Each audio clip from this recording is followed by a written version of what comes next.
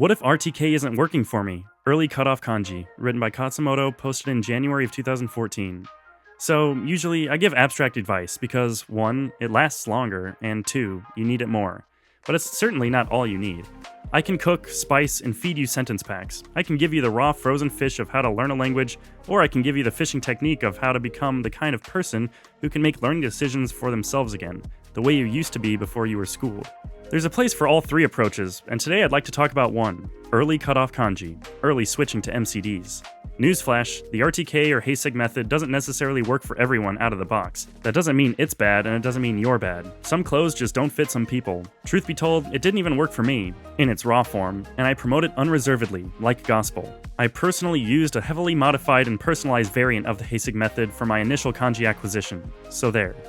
What I'm about to say is going to sound like heresy, especially to fellow Heisig grads, but it shouldn't, and I'll tell you why. The point has never been to follow a specific or pretty or elegant or popular or widely accepted or even logical sounding method.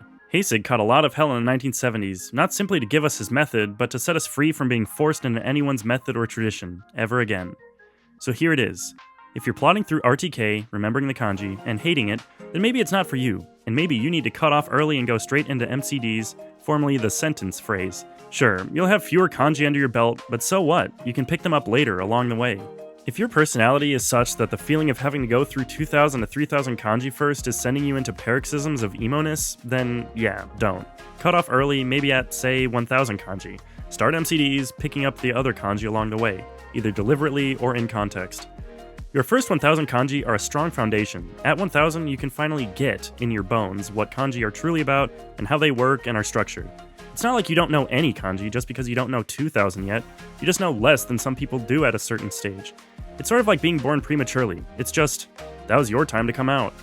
Is this method-breaking method ugly? Yes. It is ugly and messy. It lacks the conceptual beauty of getting all one's ducks in a row and doing all sorts of things perfectly first. The theoretical mathematician inside you is balking at the messiness, but now is the time to let the getting-her-done engineer inside you take over. Is knowing more kanji earlier better? Sure, but that's not the issue here. If you're hating the kanji phase so much that it's slowing you down, you're already on a path of not knowing Japanese period, let alone kanji. There are bigger things at work than you polishing apples for non-existent teachers. There are no gold stars for coloring in the lines anymore. We can get computers to do that. MS Paint can do that. Only you can make your learning process fit you perfectly, because only you are you. Is getting through all of the Heisig kanji first prettier? Is it neater? Is it tidier? Is it more disciplined?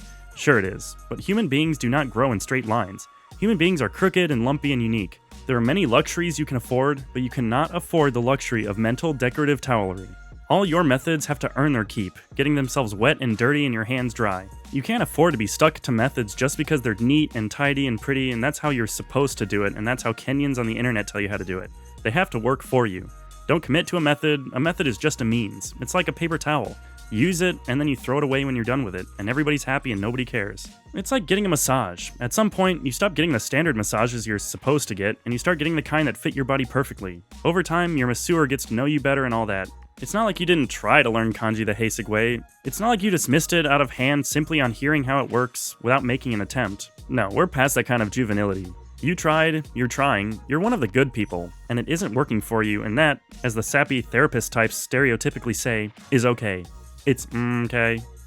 Learning methods were made to serve you, not for you to serve the method. If it, your method, your process, sucks, then bend, break, and change the rules until it doesn't suck anymore, and one of the quickest ways to do that might be to fast-track yourself into MCDs.